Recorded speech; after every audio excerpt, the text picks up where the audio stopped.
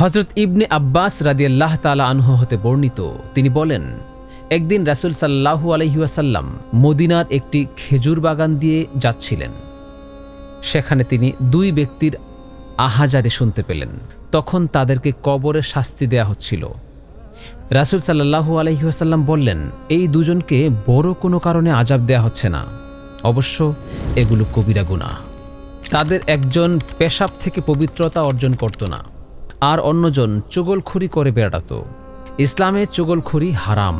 রাসূল সাল্লাল্লাহু আলাইহি ওয়াসাল্লাম তার উম্মতদেরকে চুগলখুরি সম্পর্কে অবগত করেছেন এবং বলেছেন, সাবধান, আমি তোমাদেরকে জানাচ্ছি চুগলখুরি কি। এ হচ্ছে কুৎসা রটনা করা, যাতে মানুষের মাঝে বৈরিতার সৃষ্টি হয়। কোনো ব্যক্তি সত্য কথা বলতে বলতে সত্যবাদী হিসেবে লিপিবদ্ধ হয়, আবার কেউ মিথ্যা বলতে বলতে মিথ্যেবাদী হিসেবে লিপিবদ্ধ হয়। এ ব্যাপারে আল্লাহ তাআলা বলেন, এবং অনুসরণ করো না তার, যে কথায় কথায় শপথ করে, যে লাঞ্ছিত, পশ্চাতে নিন্দাকারী, যে একের কথা অপরের কাছে লাগিয়ে বেড়ায়।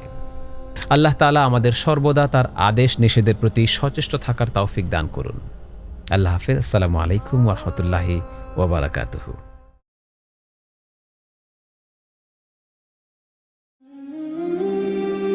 হেভেন টিভি, জান্নাতি আহ্বানে প্রতিক্ষণ।